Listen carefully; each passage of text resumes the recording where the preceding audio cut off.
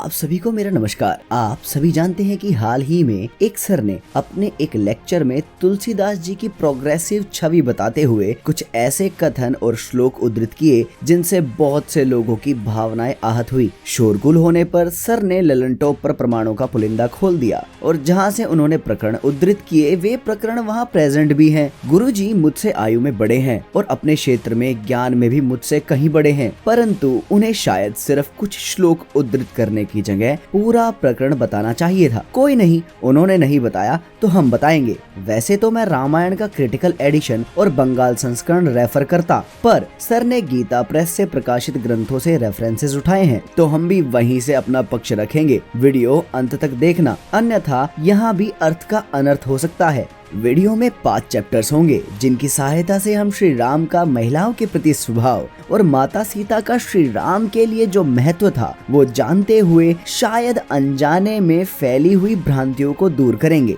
Chapters कुछ इस प्रकार होंगे। चैप्टर 1 द भसड़, चैप्टर 2 श्री राम के स्त्रियों के प्रति भाव, चैप्टर 3 क्या माता सीता श्री राम के लिए महत्वहीन थी, चैप्टर 4 श्री राम ने ये सब क्यों कहा, चैप्टर 5 रामोपाख्यान का क्या करें, चैप्टर 1 द भसड़।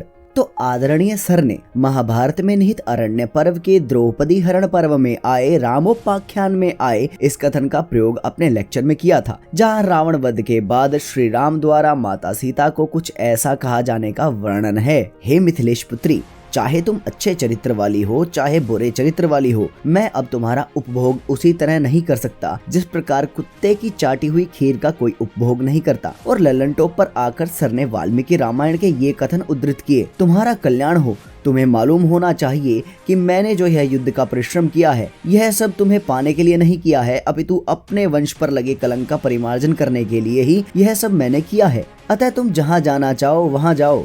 अब आदरणीय गुरुजी ने इन्हें उद्धृत तो कर दिया और ये श्लोक उपस्थित भी हैं। ऐसे में आधे प्रकरण या केवल 1-2 श्लोक बताने के कारण अनजाने में लोगों को ठेस तो पहुंची ही, साथ ही करोड़ों लोगों के आराध्य राम पर भ्रम खड़े हो गए। तो आइए अब एक एक कर सब भ्रम तोड़ते हैं। चैप्टर 2 श्री राम के स्त्रियों के प्रति भाव। आदरणीय गुरुजी ने जो प्रकरण बताए उनसे तो जनसाधारण यही सोचेगा कि श्री राम स्त्रियों के प्रति अच्छे भाव नहीं रखते थे और माता सीता को भी ऑब्जेक्टिफाई करते थे। पता नहीं क्यों इतने बड़े टीचर ने यह नहीं सोचा और श्री राम का पूरा चित्रण लल्लनटॉप पर भी नहीं किया। कोई नहीं, उनकी कमी हम दूर कर देते हैं। अंततः गुरु के कुछ कार्य शिष्यों को भी करने चाहिए। श्री राम और ताड़का। आप सब जानते हैं कि श्री राम और लक्ष्मण को विश्वामित्र जी उन दोनों की किशोरावस्था में वन में ले गए थे, क्योंकि ताड़का नामक राक्षसी ने ऋषियों को तंग कर रखा था। जब श्री राम का ताड़का से सामना होता है तो बालकांड के सर्ग 26 में श्री राम कहते हैं, यह ताड़का अपने स्त्री स्वभाव के कारण रक्षित है, अतः मुझे इसे मारने में उत्साह नहीं है। मैं इसके बल पराक्रम तथा गमन शक्ति को ही नष्ट कर देता हूँ। तो स्पष्ट है कि श्री राम स्त्रियों को रक्षणीय मानते थे, भले ही वह पापिनी हत्यारी राक्षसी ही क्यों ना हो। अहिल्या और श्री राम। रामायण के बालकांड के सर्ग 48 और 49 के अनुसार गौतम ऋषि की पत्नी स्वेच्छा से इंद्र के साथ संबंध स्थापित करती है। यहाँ लिखा है, महर्षि गौतम वेश धारण करके आए हुए इंद्र को पहचान कर भी उस दुर्बुद्धि नारी ने, अहो देवराज इंद्र मुझे चाहते हैं, इस कौतूहलवश उनके साथ समागम का निश्चय करके वह प्रस्ताव स्वीकार कर लिया। तब गौतम ऋषि ने इंद्र को श्राप देने के बाद अहिल्या को श्राप दिया कि वह कई हजार वर्षों तक उपवास करके कष्ट उठाती हुई राख में पड़ी रहेगी और समस्त प्राणियों से अदृश्य रहेगी। यहाँ अदृश्य का एक अर्थ ना देखने योग्य अर्थात समाज से बहिष्कृत भी लिया जाता है। फिर गौतम ऋषि ने कहा कि श्री राम के आतिथ्य सत्कार से ये श्राप मिटेगा। जब श्री राम ने अहिल्या जी के आश्रम को देखा तो कथन आता है, वहाँ जाकर उन्होंने देखा महासौभाग्यशाली अहिल्या अपनी तपस्या से दैदीप्यमान हो रही है। इस लोक के मनुष्य तथा संपूर्ण देवता और असुर भी यहाँ आकर इन्हें नहीं देख सकते। तब श्री राम और लक्ष्मण अहिल्या के चरण स्पर्श करते हैं तथा उस श्राप का अंत करते हैं, जिसका अर्थ यह भी लिया जाता है कि अहिल्या के प्रायश्चित और तप के बाद श्री राम उन्हें वापस समाज की मुख्य धारा में लाए। तो क्या वे श्री राम बस यूं ही सीता माता को ऐसे कटुवचन कहेंगे? श्री राम और बाली संवाद। रामायण के किष्किंधा कांड के सर्ग 18 में जब बाली श्री राम से अपने वध का कारण पूछते हैं तो श्री राम कहते हैं, सुनो तुम सनातन धर्म का त्याग करके अपने छोटे भाई की स्त्री से सहवास करते हो। इस महामना सुग्रीव के जीते जी इसकी पत्नी रूमा का, जो तुम्हारी पुत्र वधू के समान है, कामवश उपभोग करते हो, अतः पापाचारी हो। वानर, इस तरह तुम धर्म से भ्रष्ट हो, अपने भाई की स्त्री को गले लगाते हो। तुम्हारे इसी अपराध के कारण तुम्हें यह दंड मिला है। यहाँ से भी श्री राम की धर्मपरायणता व स्त्री सम्मान का ही बोध होता है। श्री राम और तारा। किष्किंधा कांड सर्ग 24 के अनुसार बाली के मर जाने पर बाली की पत्नी भी प्राण त्यागना चाहती थी। वह यहाँ तक कह देती है कि श्री राम, जिस बाण से मेरे प्रियतम पति का वध किया है उसी से मुझे भी मार दो। पर श्री राम कहते हैं, वीर पत्नी, तुम मृत्यु विषयक विपरीत विचार त्याग दो, क्योंकि विधाता की सृष्टि सुख दुख से युक्त है। तुम्हें पहले की भांति सुख प्राप्ति होगी तथा तुम्हारा पुत्र युवराज बनेगा। शूरवीरों की स्त्रियां इस प्रकार विलाप नहीं करती। यहाँ भी श्री राम एक उत्तम वैदिक विचार स्थापित करते हैं। अब आते हैं एक विशेष बात पर, रूमा, सुग्रीव और राम। एक महत्वपूर्ण प्रश्न यह है कि श्री राम द्वारा बाली वध होने पर उसके द्वारा सेक्सुअली अब्यूज्ड सुग्रीव की पत्नी रूमा मुक्त तो हुई, पर फिर क्या हुआ? रामायण के किष्किंधा कांड के सर्ग 26 के अनुसार वानर सेना के स्वामी पराक्रमी सुग्रीव ने महात्मा श्री रामचंद्र जी के पास जाकर अपने महाअभिषेक का समाचार निवेदन किया और अपनी पत्नी रूमा को पाकर उन्होंने उसी प्रकार वानरों का साम्राज्य प्राप्त किया जैसे देवराज इंद्र ने त्रिलोकी का। तो अब आप ही सोचिए, इस चैप्टर में जो श्री राम आपको मिले, क्या वो यूं ही माता सीता को ऐसे कटुवचन कहेंगे? चैप्टर 3, क्या माता सीता श्री राम के लिए महत्वहीन थी? आदरणीय गुरुजी ने लल्लन टॉप और अपने लेक्चर में जो रेफरेंसेस दिखाए उनसे तो यही लगेगा कि श्री राम एक अभिमानी व्यक्ति थे। उन्हें माता सीता से कोई लेना देना था ही नहीं, वो तो बस अपनी मान की भूख के लिए लड़े थे। पर क्या यही सत्य है?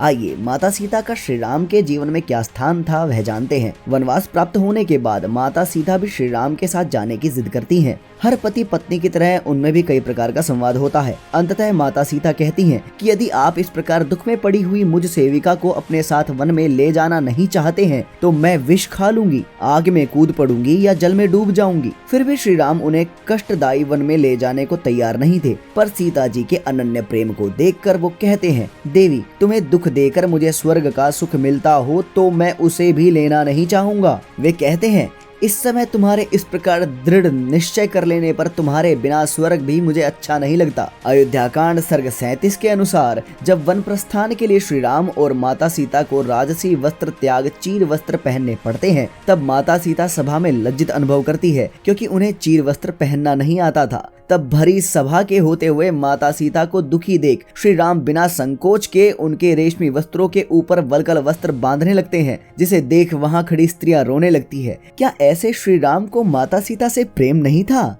अरण्य कांड सर्ग 58 के अनुसार जब श्री राम को आश्रम में सीता माता नहीं दिखती तो वह व्याकुल होकर कहते हैं, लक्ष्मण, जनक नंदिनी सीता के बिना मैं पृथ्वी का राज्य और देवताओं का आधिपत्य भी नहीं चाहता। वो बारंबार लक्ष्मण से कहते हैं, यदि सीता जीवित ना रही तो मैं भी जीवित नहीं रहूंगा।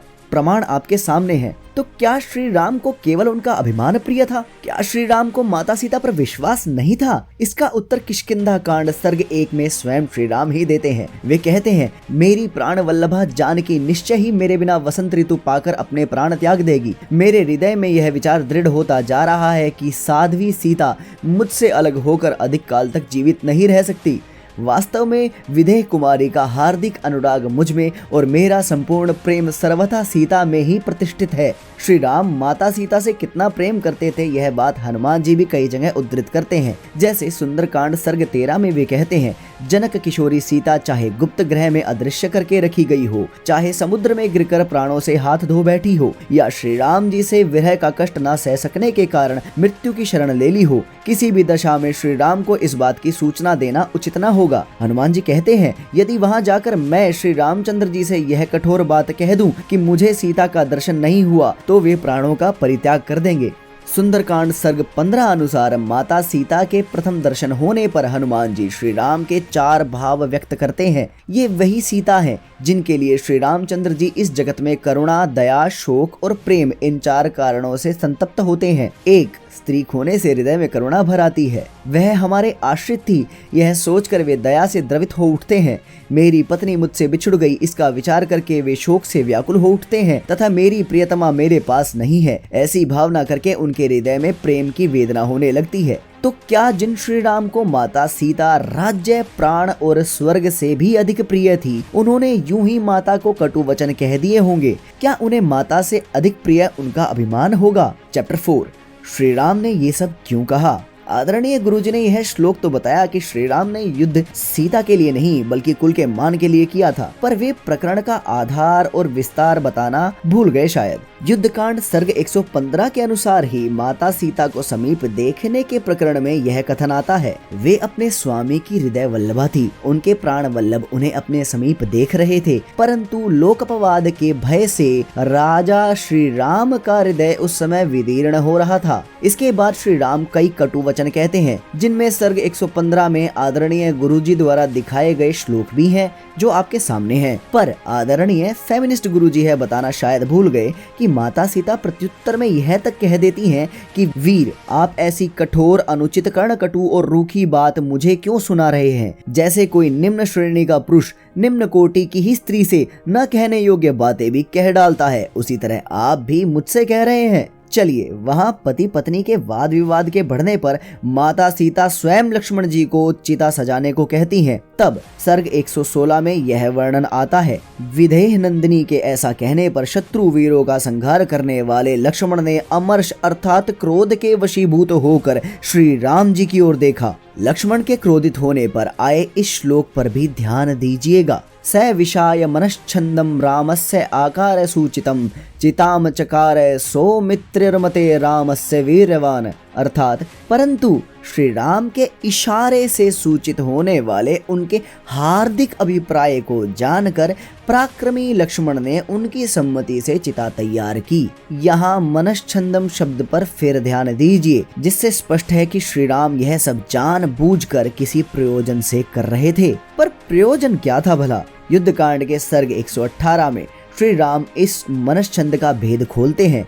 वे कहते हैं, भगवान, लोगों में सीता जी की पवित्रता का विश्वास दिलाने के लिए इनकी यह शुद्धि विषयक परीक्षा आवश्यक थी, क्योंकि शुभ लक्षणा सीता को विवश होकर दीर्घ काल तक रावण के अंतःपुर में रहना पड़ा है। यदि मैं जनक नंदिनी की शुद्धि के विषय में परीक्षा न करता तो लोग यही कहते कि दशरथ पुत्र राम बड़ा ही मूर्ख और कामी है। यह बात मैं भी जानता हूँ कि मिथिलेश नंदिनी जनक कुमारी सीता का हृदय सदा मुझ में ही लगा रहता है, मुझसे कभी अलग नहीं होता। ये सदा मेरा ही मन रखती, मेरे इच्छा के अनुसार ही चलती हैं। पर अब भी लोग ऐसा सोच सकते हैं कि श्री राम ने फिर भी ऐसा किया ही क्यों?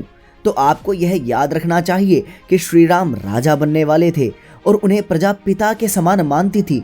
तो क्या प्रजा के हृदय में राजा की पत्नी अर्थात प्रजा की माता के विषय में चारित्रिक संदेह छोड़ देना उचित रहता? तो स्पष्ट है कि वाल्मीकि जी और श्री राम पर भ्रम व्यर्थ है। चैप्टर 5, रामोपाख्यान का क्या करें?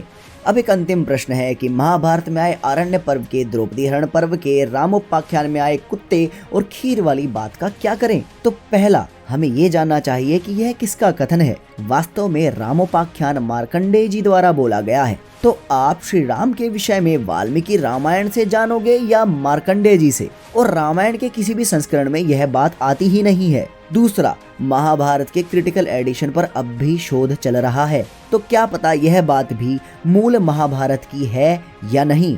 अंततः मैं सभी से निवेदन करूंगा कि श्री राम को एक एक श्लोकों से समझने का प्रयास ना करें, पूरा प्रकरण जानें और हाँ, चिंता ना करें, क्योंकि सत्यमेव जयते। जय श्री हरि।